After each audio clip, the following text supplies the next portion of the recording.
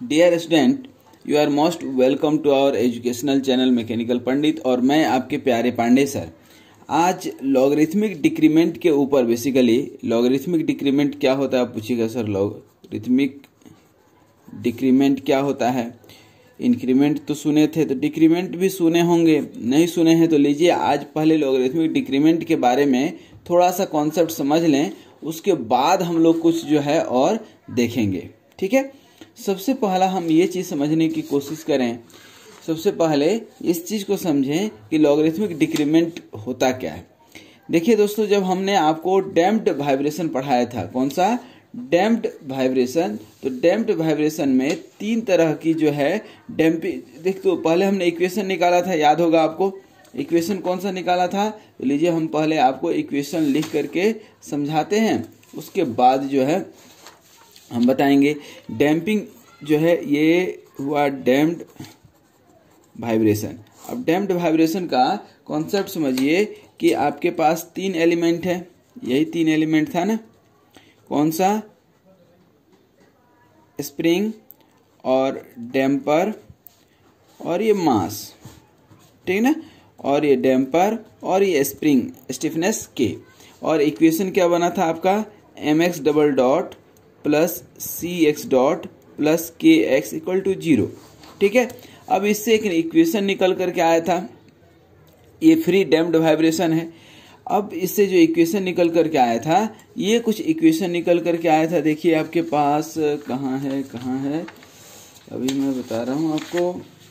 Equation जो निकल करके आया था, ये इस टाइप का कुछ इक्वेशन निकल करके आया था। देखिए, ये इक्वेशन निकल करके आया था a1 e to the power exponential equation आया था।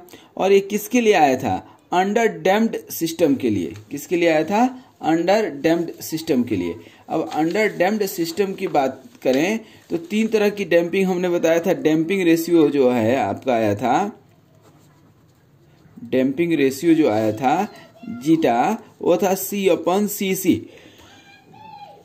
C मतलब क्या? डैम्पिंग कोफिशिएंट, और cc मतलब क्रिटिकल डैम्पिंग कोफिशिएंट। ठीक है, अब इसकी वैल्यू जो है ग्रेटर देन 1 हो सकती है, इक्वल टू 1 हो सकती है, और लेस देन 1 हो सकती है। ये ओवर डैम्प्ड वाइब्रेशन का कंडीशन था, क्रिटिकल डैम्पिंग का और अंडर डैम्प्ड वाइब्रेशन का। अंडर डैम्प्ड वाइब्रेशन की यदि बात करते हैं हम, तो अंडर डैम्प्ड वाइब्रेशन में कुछ इस तरह का, जो कि आप लेक्चर नंबर 30 में भी देखे होंगे और लेक्चर नंबर 31 में logarithmic decrement. Under damped vibration में कुछ इस तरह का जो है ग्राफ आपको मिला था दोस्तों। ठीक है, ये जो ग्राफ मिला था, आप इसको थोड़ा समझने की कोशिश कीजिएगा। इस ग्राफ में सबसे पहले एम्पलीट्यूड कितना मिला आपको? x1, उसके बाद क्या मिला था? x2, उसके बाद क्या? x3, x4, x5, x6, इस तरह से मिलते क्या है। अब जो है ये आप देखेंगे कि वाइब्रेशन डाई आउट कहाँ कर रहा है। वाइब्रेशन जो है ये एम्पलीट्यूड हुआ, वाइब्रेशन डाई आउट इधर कहीं जा करके करेगा। मतलब ये x1 से कम x2 है, x2 से कम x3 है, x3 से कम x4 है, इस तरह से ये चलते जाएगा सीक्वेंसली। तो अब एक टर्म डिफाइन होता है कि natural logarithm of ratio of to successive amplitude. Natural logarithm of to successive amplitude is called logarithmic decrement. उसको क्या बोलते हैं? Logarithmic decrement. अब इसी लॉगरिथमिक डिक्रीमेंट को हमने बहुत डिटेल में आपको समझाया था। कैसे समझाया था? तो देखिए, ये जो है आप समझिएगा कि जब हम फ्रीक्वेंसी को कम कर रहे थे, ठीक है ना। फ्रीक्वेंसी मतलब, सॉरी फ्रीक्वेंसी बोल रहे हैं, एम्पलीट्यूड को, ठीक है ना। एम्पलीट्यूड को कम कैसे कर रहे हैं? तो समझिए, यहाँ पर ये एम्पलीट्यूड अभी क्या था आपका?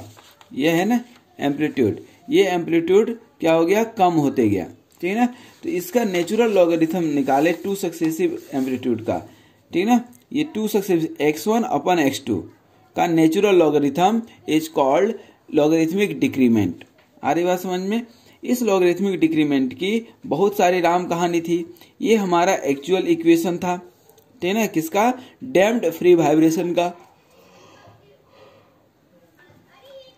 ये डैम्प्ड फ्रीक्वेंसी कैसे निकालते हैं? Square root of 1 minus zeta square into omega. ये डैम्प्ड वाइब्रेशन, ये नेचुरल वाइब्रेशन और ये डैम्पिंग रेशियो जो अभी हम आपको समझा रहे थे, ठीक है। अब इसकी बहुत सारी राम कहानी जो है हम बताएं, उसके बीच में शॉर्ट में आपको बता दें ये लॉगरिथमिक डिक्रीमेंट निकला था। यदि डिक्रीमेंट का वैल्यू जीटा का वैल्यू बहुत छोटा हो, मतलब ये ऐसे ही जो है अंडर डैम्प्ड वाइब्रेशन है, अंडर डैम्प्ड वाइब्रेशन में आपका जो है जीटा कम ही होना है, ठीक है ना। तो ये 2 पाई जीटा हो गया और ये लॉगरिथमिक डिक्रीमेंट का फॉर्मूला निकला था। इसके अलावा यदि कुछ फॉर्मूला लिखना चाहें, ठीक है ना, तो हम आपको बता दें कि ये जीटा दैट मीन्स की डैम्पिंग रेशियो, ठीक है ना, डैम्पिंग रेशियो जो है C/cc होता है और cc इक्वल टू होता है 2m ओमेगा। ओमेगा क्या है यहाँ पर? Natural frequency. तो मैं ये उम्मीद करता हूँ कि इस न्यूमेरिकल को यदि मैं अटेम्प्ट करने जा रहा हूँ तो इसके पहले इसके रेफरेंस में आप जो है लेक्चर नंबर 30 एंड 31, ठीक है ना, रेफरेंस कौन सा है इसका? रेफरेंस में लेक्चर नंबर 30 एंड 31 जरूर देख लिए होंगे, ये हम उम्मीद कर रहे हैं आपसे, ठीक है। यदि नहीं देखे हैं तो एक बार जरूर देख लीजिए, तभी इस जो है न्यूमेरिकल को समझने में आपको मजा आएगा, ठीक है। अब सबसे पहले हम कोई भी क्वेश्चन दिया हो तो क्या करते हैं? गिवन। अब जो है लॉगरिथमिक डिक्रीमेंट जब हमने इतना आपको समझा दिया, तब मैं आपको बोल रहा हूं क्या कि अब आप जो है गिवन लिखिए, ठीक है, और इस क्वेश्चन को सॉल्व करने की कोशिश कीजिए। सबसे पहले गिवन में देखिए, मैं लिखूं a body of mass 1.25 kg, ठीक है ना। अब फिगर बनाने की शायद जरूरत नहीं है, फिगर सिंपल सा यही है आपका, ठीक है ना। जनरल ये फिगर याद रखा कीजिए, ठीक है ना, बहुत काम आएगा, ठीक है। ये स्प्रिंग स्टिफनेस K हो गया, ये डैम्पर हो गया और ये मास हो गया, ठीक है।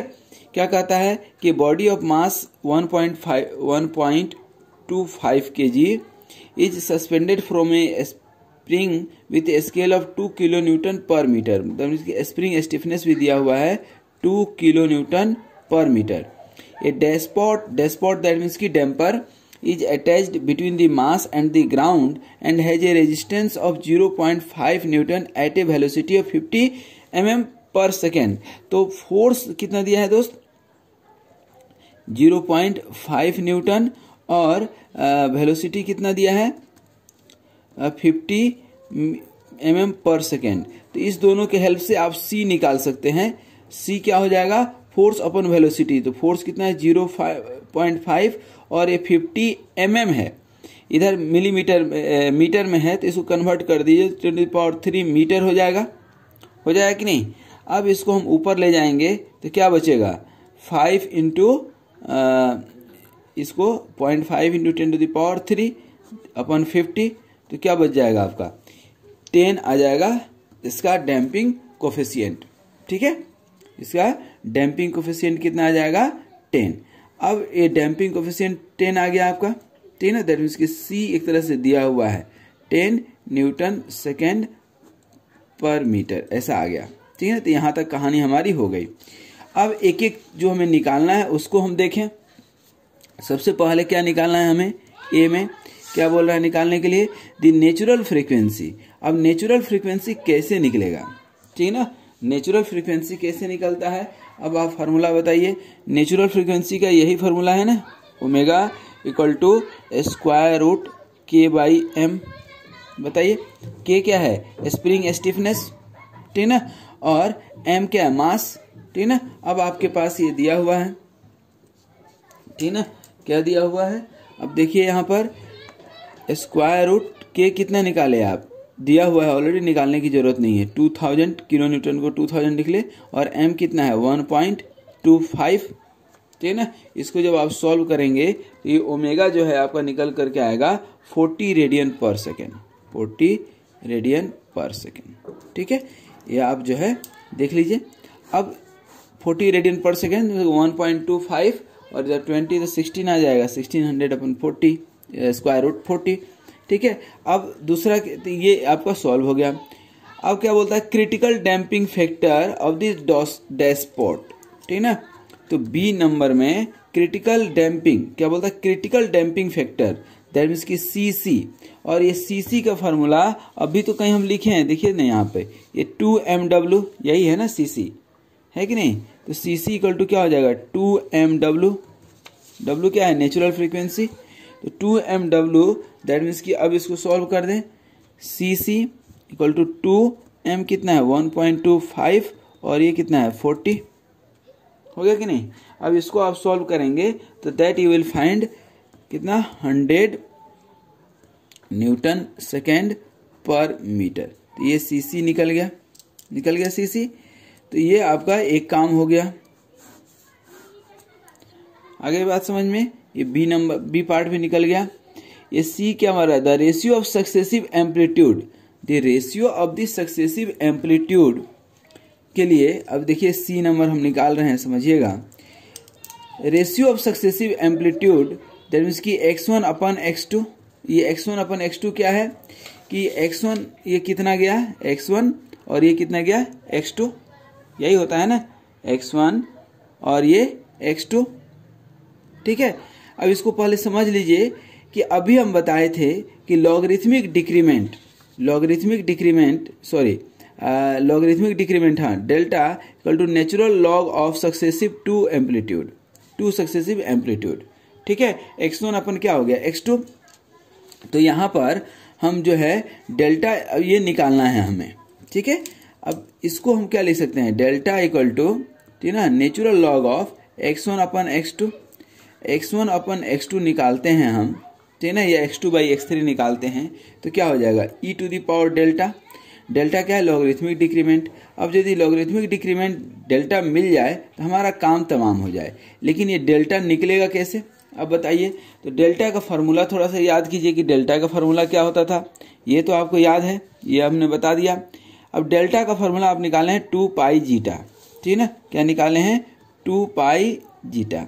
अब ये जीटा क्या होता है दोस्त, 2 पाई तो मालूम है।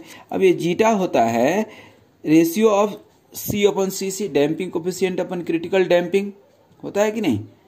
अब सी का वैल्यू कितना है बताइए, सी का वैल्यू अभी आप निकाले हैं कहीं पे, ये 10 देखिए, और सीसी का वैल्यू कितना है 100, तो मतलब कितना हो गया 0.1, देखिए 0.1, तो ये 1 से कम आया कि नहीं। इसलिए तो हम बोलते हैं कि ये जो है लॉगरिथमिक डिक्रीमेंट का कंडीशन तभी बनेगा जब हमारा डैम्पिंग रेशियो 1 से कम होगा। तो डैम्पिंग रेशियो 1 से कम आ गया, ठीक है।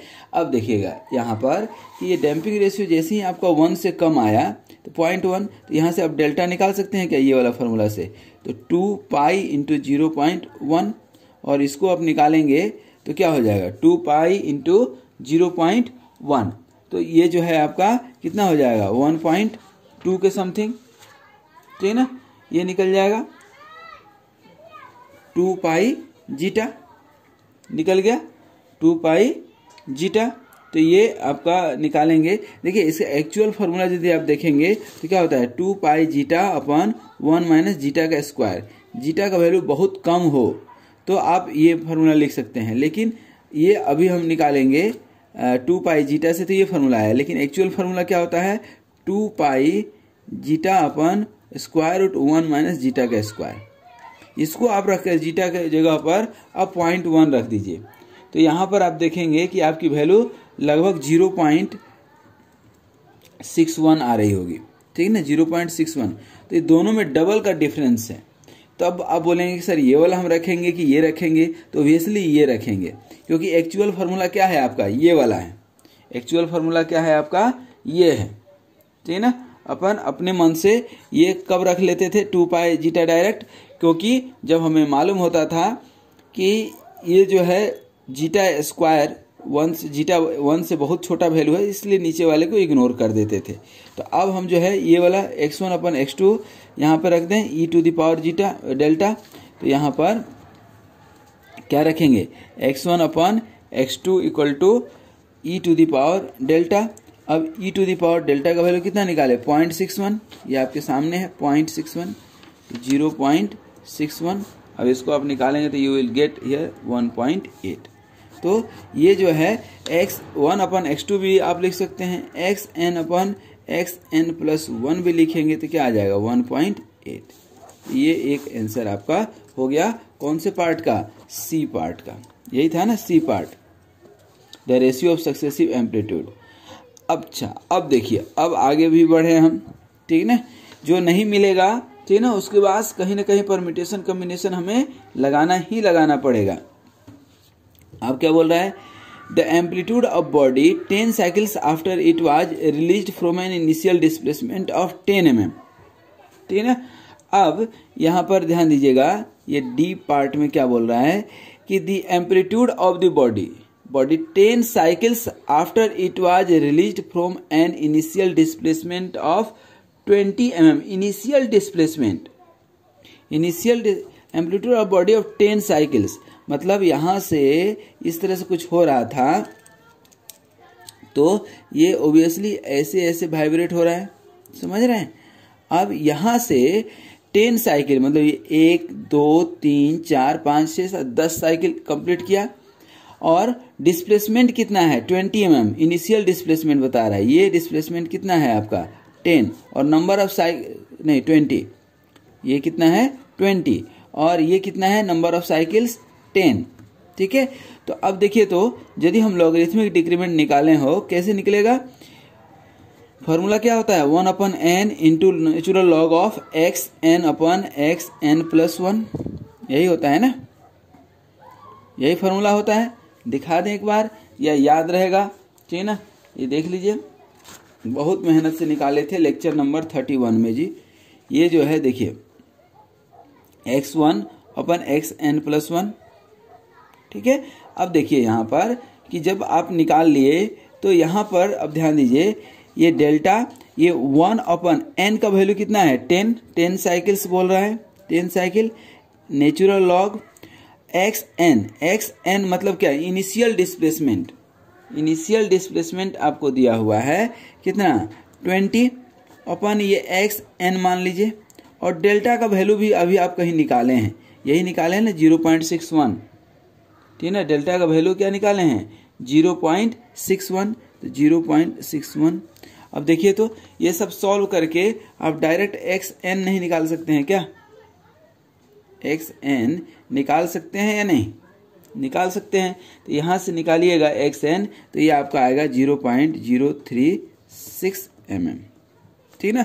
ये 0.036 mm क्या कह रहा है कि यहाँ पर यदि ये कितना है 20 mm है, तो 10 साइकिल्स के बाद, इस तरह से 10 साइकिल जब ये कंप्लीट कर लेगा, तो ये 10th जो साइकिल होगा उसका डिस्प्लेसमेंट कितना होगा, ये जो छोटा सा डिस्प्लेसमेंट होगा, ये डिस्प्लेसमेंट होगा आपका 0.036 mm, ठीक है, हो जाएगा।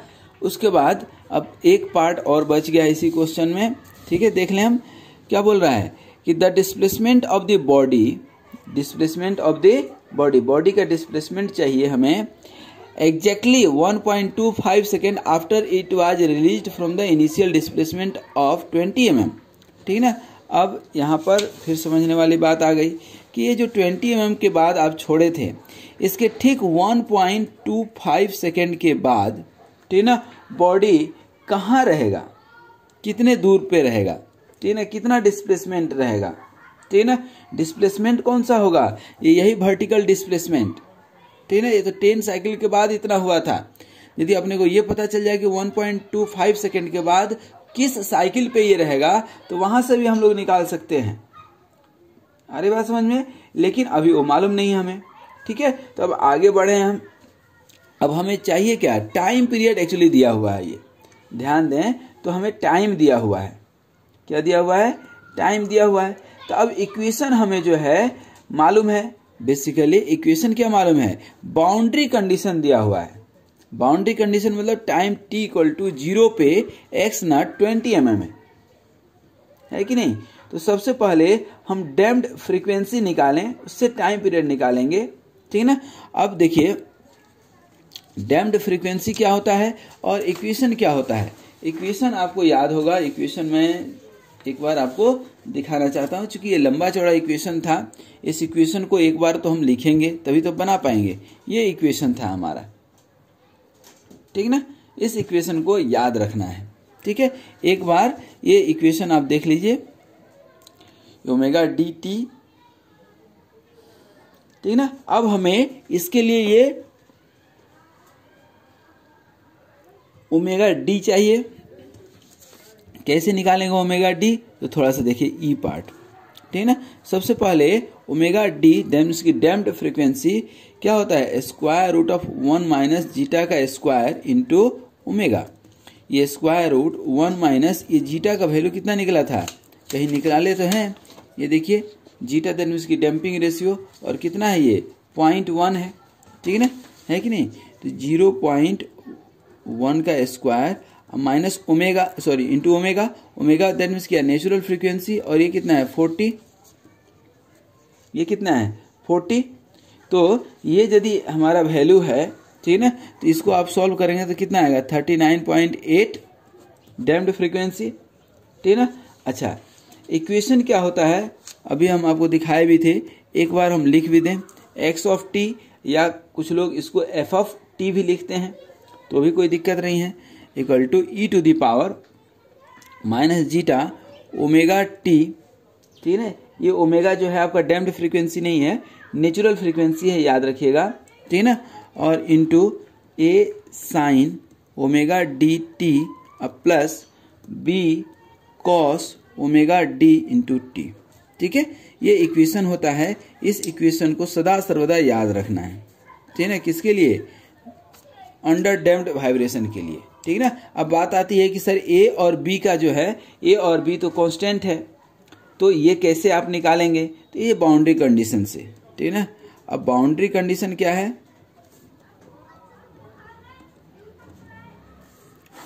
बाउंड्री कंडीशन क्या है, बाउंड्री कंडीशन ये है कि एक्स ऑफ जो है 0 पे, अभी हम बताए थे एक्स ऑफ 0 पे टी इक्वल टू 0 पे एक्स नट कितना है 20 mm है कि नहीं। और वेलोसिटी, वेलोसिटी क्या होगी इसकी, ओबियसली 0, वेलोसिटी क्या होगी 0, टाइम टी 0 पे, तो एक्स नट ऑफ टी निकालें हम, और ये वेलोसिटी भी एक्स ऑफ टी जो है 0 होगी, ठीक है ना। तो एक्स डॉट ऑफ टी जब निकालेंगे आप, अच्छा पहले इसको हम 20 रख करके देखें, यही ना। अब देखिए तो इसको यदि हम 20 रख लेते हैं, ठीक है ना, चलिए इसको निकाल लिए, जब लिख दिए तो एक्स डॉट ऑफ टी निकालेंगे, तो इसकी जो है क्या निकालेंगे हम, डिफ्रेंसिएशन, ठीक है ना, डिफ्रेंसिएशन निकालेंगे तो क्या हो जाएगा, ई टू द पावर पहला ज्यों का त्यों, दूसरा का डीसी, दूसरा ज्यों का त्यों, पहला का डीसी, ऐसा करके निकाल रहे हैं हम। तो पहला ज्यों का त्यों और ओमेगा टी, दूसरे का डिफ्रेंसिएशन, तो इसका करेंगे तो क्या हो जाएगा cos A omega D cos omega D T plus, अब माइनस हो जाएगा, कॉस का क्या होता है माइनस, तो minus B sine omega D T और एक इंटू ओमेगा डी आ जाएगा। और दूसरा ज्यों का त्यों, पहले का डी सी, तो पहला का निकालेंगे तो ये zeta into omega E to the power minus zeta omega T, और ये जो है क्या हो जाएगा A sine omega D T और 20 कॉस ओमेगा डी टी, ठीक है। ये कंडीशन निकला आपका। अब इस कंडीशन में हम यदि निकालना क्या चाहते हैं, इस चीज को थोड़ा सा ध्यान दीजिए, ठीक है ना। अब सबसे पहले ये ध्यान दीजिए कि यहाँ पर बाउंड्री कंडीशन क्या है आपका, पहला वाला ये जो इक्वेशन है इसमें हम रखते हैं बाउंड्री कंडीशन, ठीक है ना। एक्स ऑफ टी सबसे पहले डिस्प्लेसमेंट क्या है 0, ठीक है ना। इसको पहले वेलोसिटी वाले हटा दीजिए, पहले इसको हम रखते हैं तो 20, यहाँ टी इक्वल टू 0 रखेंगे आप तो क्या हो जाएगा ये 1 और इंटू ये ए साइन, तो ये तो 0 प्लस बी, और यहाँ टी इक्वल टू 0 रखेंगे तो बी, मतलब बी इक्वल टू क्या आ जाएगा 20, ठीक है। उसके बाद अब वेलोसिटी, तो वेलोसिटी का ये वाला इक्वेशन है, ये वाला इक्वेशन है कि नहीं, तो इस इक्वेशन को थोड़ा सा ऐसे हम बना देते हैं ताकि आपको समझ में आए, ठीक है। एक्स ऑफ टी क्या है 0, टाइम टी पे 0, और यहाँ पे 0 रखेंगे तो ये क्या हो जाएगा 1, तो ये कैंसिल हो गया। A omega D cos omega D T, तो ये डब्ल्यू डी और ये क्या हो जाएगा 1, तो ए ओमेगा डी और ये तो 0 हो जाएगा, टी पे 0 और इधर 1 माइनस, और ये क्या हो जाएगा, ये तो पार्ट 0 हो जाएगा, ये पार्ट बचेगा क्या बी ओमेगा डी, ठीक है ना। यही आया ना, ओमेगा डी तो 0 होगा नहीं, तो a minus B equal to 0 होगा, तो a इक्वल टू क्या हो जाएगा b। ये आपको कुल मिला करके कहानी मिलेगा, a इक्वल टू क्या हो गया b। अब पूछिएगा सर a और b कितना होगा, ठीक ना, a ओमेगा d, नहीं इसमें ये जीटा भी तो बचेगा, एक सेकेंड छूट गया ये जीटा, क्योंकि डिफ्रेंसिएशन में यहाँ नहीं आया था लेकिन यहाँ पे आया है, एक सेकेंड, यहाँ पर ये जीटा भी तो है, देखिए ये जीटा तो बचा रहेगा, ठीक ना। तो अब इसका वैल्यू रख देंगे हम, ठीक ना। तो ए ओमेगा डी और omega D equal to zeta B omega D. तो ये देखिए ओमेगा डी और ओमेगा डी तो कैंसिल हो जाएगा, यहाँ पे कोई दिक्कत नहीं है, ठीक ना। बचेगा क्या, बचेगा क्या यहाँ पर ए इक्वल टू और जीटा कितना है अभी निकाले थे 0.1 इंटू कितना, बी का वैल्यू कितना है 20 है कि नहीं, ठीक है। तो a इक्वल टू कितना निकल जाएगा, a इक्वल टू 2, ये आ गया आंसर, ठीक है। तो a कांस्टेंट निकल गया और b इक्वल टू आपका कितना निकला है 20 कांस्टेंट। तो अब जो आपका ओरिजिनल इक्वेशन था कौन सा, ये वाली इक्वेशन, ये क्या निकल करके बनेगा, देखिए तो x of t equal to E to the power minus zeta omega t और a की जगह पर आप क्या लिखेंगे 2, तो 2 sine omega d into T और प्लस b की जगह पर क्या आ गया 20 cos omega d into T, ठीक है। अब t इक्वल टू क्या रखना है हमें, अब देखिए यहाँ पर क्वेश्चन जो है, क्वेश्चन थोड़ा देखेंगे 1.25 सेकेंड, ठीक है ना। तो 1.2 t इक्वल टू अब 1.25 रख दें, तो x of 1.25 equal to E to the power minus zeta का वैल्यू कितना है 0.1, ओमेगा का वैल्यू है 40 और t का वैल्यू कितना निकाले 1.25 निकाले नहीं दिया हुआ है, इंटू 2 साइन ओमेगा d का वैल्यू कहीं ना कहीं निकाले थे हम, ओमेगा d का वैल्यू कहाँ निकाले हैं 39.8 निकाले हैं कि नहीं। तो ये कितना हो जाएगा 39.8 इंटू 1.25 प्लस 20 और कॉस और ओमेगा डी कितना हो गया 39.8 इंटू 1.25, ठीक है। अब ये पूरा इक्वेशन जो है सॉल्व करेंगे, ठीक है। तो x ऑफ 1.25 इक्वल टू यहाँ जो निकल करके आएगा that will come around 0.116 mm, ठीक है। तो ये आपका आंसर आया 0.116 mm। 0.116 mm का मतलब क्या हो गया दोस्तों कि ये 1.25 सेकेंड के बाद, ठीक है ना, इसकी जो एम्पलीट्यूड होगी कौन सा वर्टिकल एम्पलीट्यूड, यह वर्टिकल एम्पलीट्यूड जो है 0.116 mm होगा, ठीक है ना। जैसे आप निकाले थे ना कि 10 साइकिल के बाद 0.036 होगा, ठीक है ना, उसी तरह से जब इसका आप देखेंगे किसका 1.25 सेकेंड के बाद, तो ये जो वैल्यू जाएगा शुरू में इसका भले ही क्या था, शुरू में यहां से गया, ठीक है। तो अब शुरू में यहां पर कितना था, ध्यान दीजिए 20, शुरू में कितना है ये 20, ये शुरू में कितना है 20, लेकिन आफ्टर 1.25 सेकेंड, ठीक है ना, ये जो मान लीजिए कि यहां पर आप आते हैं तो ये कितना रहेगा आपका, देखिए कितना आया है 0.116, ये 0.116 mm, ठीक है। और यही ये तो 1.25 सेकेंड के बाद, लेकिन यही 10 साइकिल्स के बाद जाएंगे, नंबर ऑफ 10 साइकिल्स हो जाए तो 10 साइकिल के बाद कितना आया था आपका 0.036, यहाँ देखिए। तो ये जो है 10 साइकिल के बाद जो है यदि आप निकालते हैं 10 साइकिल के बाद, ठीक है ना, तो 10 साइकिल मतलब 0.036, ठीक है। तो ये एम्पलीट्यूड इस तरह से कम होते जाता है और बहुत देर तक वाइब्रेशन होते रहेगा जो भी आपका मैकेनिकल सिस्टम है, ऐसा नहीं है कि तुरंत डाई आउट हो जाएगा, ठीक है। तो आई होप कि ये क्वेश्चन जो है थोड़ा सा आप बोल सकते हैं कि लेंदी था, लेकिन इस क्वेश्चन में सबसे इम्पोर्टेंट बात ये था कि लगभग सारे फार्मूले जो भी लॉगरिथमिक डिक्रीमेंट के फार्मूले थे वो सारे के सारे फार्मूले कवर हो गए, ठीक है।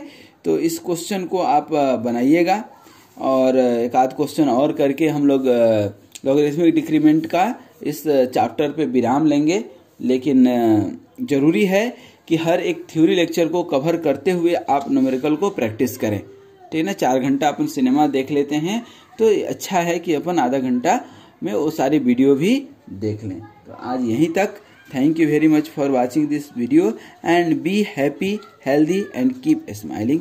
Thank you very much.